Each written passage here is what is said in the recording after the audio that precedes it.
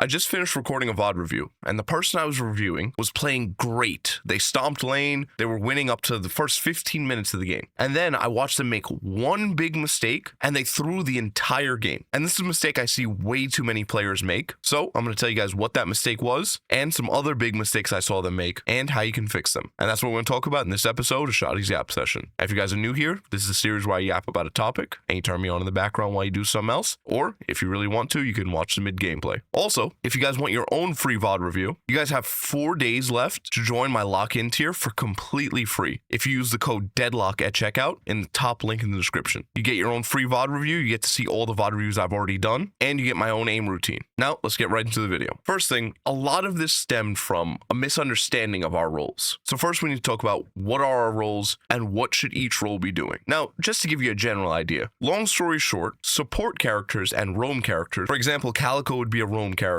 and maybe Kelvin would be support, kind of roam as well. And Rem and characters like that, these are all under the support roam category. If you're a support or roam character, your main job would be taking roof boxes, sitting on rooftops looking for ganks, maybe invading the enemy's base to steal some of their farm, for example, a Rem stealing Sinners, or a Kelvin getting on the rooftop stealing the roof boxes on the enemy team, or a Calico sitting on the roof or stealing tunnel boxes. These are all different things that you'd be doing. As a support or a roam character, your job isn't sit in lane, farm, kill jungle camps, stuff like that. For the most part, and also if you look at your kit, a lot of these characters struggle with killing camps. For the most part, your job isn't really kill camps or kill lane. You can reset maybe mid-wave or something along those lines, but your main job isn't to do that. That's usually the role of the carry. The carry will sit in lane, farm the camps on the left side or the right side or whatever, and sit there and try to get as strong as possible, as quickly as possible. And if you're a roam character, your job is usually ganking, right? You want to gank whatever lane that the enemy's carry is in, or maybe you see someone who's over pushed or something like that. Your job is to shut down the enemy team's farm. And since there should be a carry in a lane, and usually at least one person in every lane, you should have someone to help you with that, so you guys can outnumber the player that you're trying to gank and trying to kill, and shut them down from farming. Now, if you understand that, you also have to understand that if you're the carry, that's what other people are looking to do against you. They're looking for that kill. They're looking to shut you down for the next 60 seconds so you can't farm. They're looking to make sure that you don't get too fed or too strong so you can't win the game. So you have to play around that. You have to play safe enough to understand that if they kill me, I lose the game. If they kill me, that I lose maybe 2 waves, 3 waves. The next 3 camps, they might invade and steal camps. I lose so much if I die here. I cannot die. Now, the first 10 minutes of the game, dying doesn't really matter as much because a little bit of a setback won't lose the game for you, especially with how many comeback mechanics there are in Deadlock. It's not the end of the world. But a death past maybe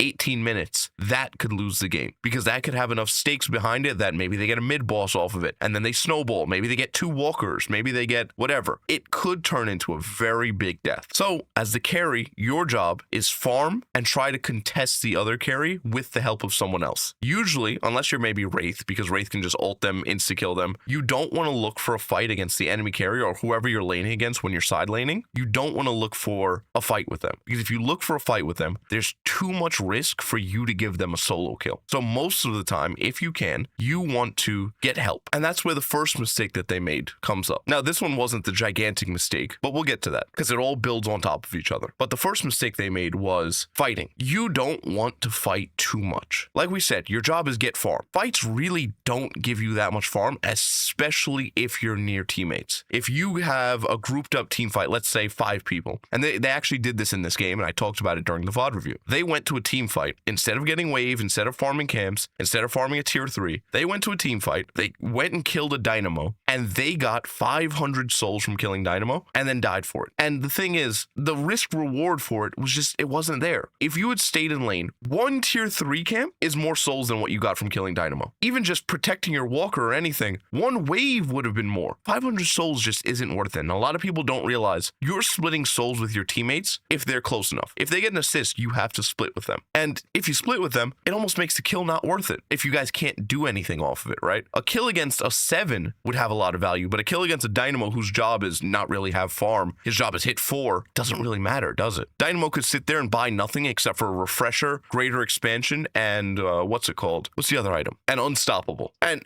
that's it. They won the game. That's their entire character. They hit 4, they win. But a 7 without farm is useless. He can't buy unstop. He can't buy escalating exposure. He can't buy most of his core items, which means you just win. So you have to also understand who you're killing and why you're killing them. Because if you're getting a kill, while it might pad your stats, it might make you think you're doing good, kills really don't matter, especially if they're on the wrong person, or if you're putting yourself out of position or out of farm to get that kill. Now, the second mistake they made was unconfirmed souls. If you don't know in Deadlock, the way you farm and get extra souls is by killing jungle camps, killing boxes, stuff like that, and sinners. And the game is balanced out by the fact that if you kill these and you get a ton of farm off of them, you get something called unsecured souls, which means those souls, when you die, you can drop them. And the only way to secure them is either wait, which takes forever, or you have to spend them. Now, I don't always just rush items, try to spend them as quick as possible so I don't have unsecured. Instead, what I'll do is usually farm a little extra or play extra safe, or if I know they have a lash, then I'll go spend them instead because I don't want him to ult me out of my walker or anything like that. But in general, you need to have a purpose with your unsecured souls. Whether it's, I'm not going to fight, I'm going to hide, and I'm going to play passive and wait for waves to come to me because I don't want to risk dying. Or it's, I'm going to go all the way back to spawn. I'm going to spend all these souls and rush maybe a tier 2 or tier 3 that I normally wouldn't get because I don't want to risk these unsecured souls dropping. Because you'll see people completely int just for an unsecured bag. They'll sit there, they're going to come to you on that Degu Bop Dom Dem, you know?